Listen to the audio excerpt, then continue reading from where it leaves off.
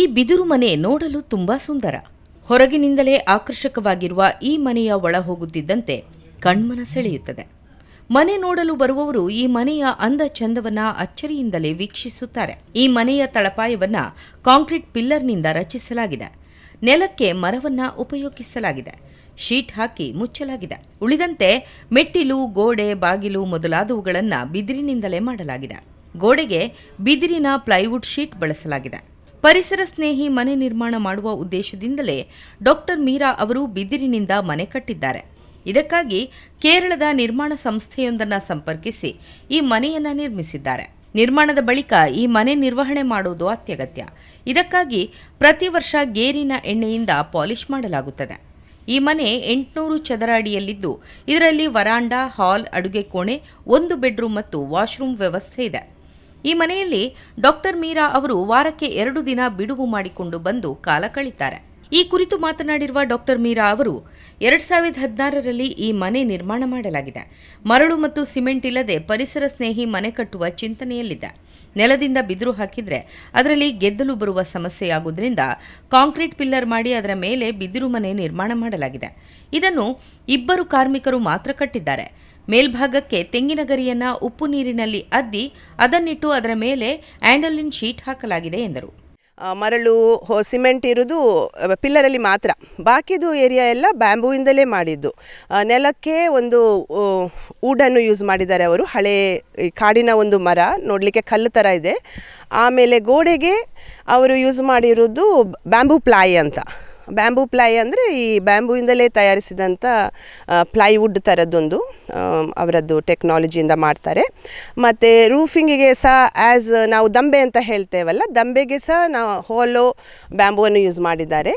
ಮತ್ತು ಒಳಗೆ ಇದಕ್ಕೆ ಎಂತ ಕವರಿಗೆ, ರೂಫ್ ಟಾಪಿಂಗಿಗೆ ಅವರು ಯೂಸ್ ಮಾಡಿರೋದು ತೆಂಗಿನ ಮಡ್ಲನ್ನು. ಅದೆಲ್ಲವನ್ನು ಸಹ ಅವರು ಒಂದು ನ್ಯಾಚುರಲ್ ವೇಯಲ್ಲಿ ಪ್ರೊಸೆಸ್ ಮಾಡಿದ್ದಾರೆ. ಅದರಿಂದ ನನಗೆ ಇಷ್ಟ ಆಗಿರೋದು. ಹೆಚ್ಚು ಕೆಮಿಕಲ್ ಯೂಸೇಜ್ ಇಲ್ಲ ಇದರ ತಯಾರಿಕೆಯಲ್ಲಿ. ಅವರ ಪೇಂಟಿಂಗಲ್ಲಿ ಸಹ ನಾವು ನೋಡಿದರೆ ಅದು ಗೇರು ಮರದ ಎಣ್ಣೆಯನ್ನು ಯೂಸ್ ಮಾಡ್ತಾರೆ. 1% ಗೇರು ಮರದ ಎಣ್ಣೆ, ತಿನ್ನರು ಮತ್ತು ಟರ್ಪಂಟೈನ್ 3 ಸೇರಿಸಿ ಅವರು ಮಾಡಿರೋದು. ಸುಮಾರು ಈಗ ಆಲ್ಮೋಸ್ಟ್ ನೀವು ನೋಡಿ ಎಣಿಸಿದರೆ 2017ನಲ್ಲಿ ಕಂಪ್ಲೀಟ್ ಆಗಿರೋದು ಇದು. ಸೊ ಆಲ್ಮೋಸ್ಟ್ 9 ಇಯರ್ಸ್ ಆಯಿತು. We are stepping into 10th year. ಆದ್ರೂ ಅದೇ ಲುಕ್ಕನ್ನು ಕಾಯ್ಕೊಂಡಿದೆ. ಒಂದು 2 ವರ್ಷ 3 ವರ್ಷಕ್ಕೊಮ್ಮೆ ನಾವು ರೀಪೇಂಟಿಂಗ್ ಮಾಡ್ತಾ ಇದ್ವಿ. ಮತ್ತು ಹೊರಗಿಂದ ಅದು ಡೈರೆಕ್ಟಾಗಿ ಮಡ್ಲುಗೆ ತುಂಬ ನೀರು ಬಂದರೆ ಅದು ಹಾಳಾಗ್ತದೆ ಅಲ್ಲ, ಅದಕ್ಕೆ ಆಂಡೋಲಿನ್ ಶೀಟ್ಸ್ ಅಂತ ಹಾಕಿದ್ದಾರೆ. ಅದು ಸಹ ಇಕೋ ಫ್ರೆಂಡ್ಲಿ ಇರುವಂಥದ್ದೇ. ಅದು ಡಾಮರ್ ಶೀಟ್ ಅಂತ ಹೇಳ್ತಾರೆ. ಅದಕ್ಕೆಲ್ಲ ಅವರು ಬೆಳಗ್ಗೆ ಬೇಗ 6 ಗಂಟೆಗೆ ಎದ್ದು ಮಾಡ್ತಾಯಿದ್ರು. ಬಿಸಿಲೇರಿದ ಹಾಗೆ ಆ ಟಾಪ್ ಇದೆ ಅಲ್ಲ, ಅದು ಮೆತ್ತಗಾಗಿ ಬಿಡ್ತದೆ. ನಿಮಗೆ ಎಲ್ಲ ನೆನಪಿರ್ಬೋದು, ಅಥವಾ ಈಗ ಕಾಂಕ್ರೀಟ್ ರಸ್ತೆ ಆದಮೇಲೆ ಎಲ್ಲರಿಗೆ ಮರ್ತೋಗಿದೆ. ಮೊದಲು ಡಾಮರ್ ರಸ್ತೆ ಇತ್ತು. ಕೆಲವೊಮ್ಮೆ ಅದು ಬಿಸಿಲಿಗೆ ನೀರು ಆಗ್ತಿತ್ತಲ್ಲ, ಅದೇ ಥರ ಈ ಶೀಟ್ಸ ಡಾಮರ್ ಶೀಟ್ಸ್ ನೀರಾಗುವಂಥದ್ದು. ವಿಶ್ವ ಬಿದಿರು ದಿನವನ್ನು ಪ್ರಥಮವಾಗಿ 2009ರಲ್ಲಿ ಥೈಲ್ಯಾಂಡ್ನಲ್ಲಿ ಆಚರಿಸಲಾಯಿತು.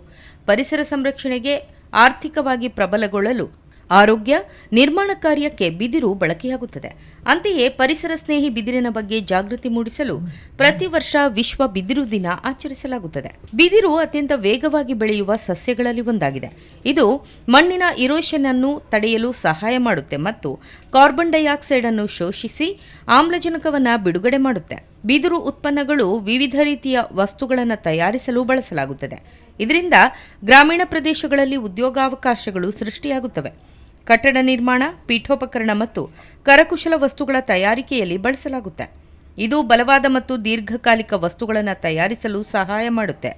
ಬಿದಿರು ಮರುಬಳಕೆ ಮಾಡಬಹುದಾದ ಮತ್ತು ನವೀಕರಿಸಬಹುದಾದ ಸಂಪತ್ತಾಗಿದೆ. ಇದು ಪರಿಸರಕ್ಕೆ ಹಾನಿ ಮಾಡದಂತೆ ಬೆಳೆಯುತ್ತದೆ ಮತ್ತು ಬಳಸಲಾಗುತ್ತದೆ.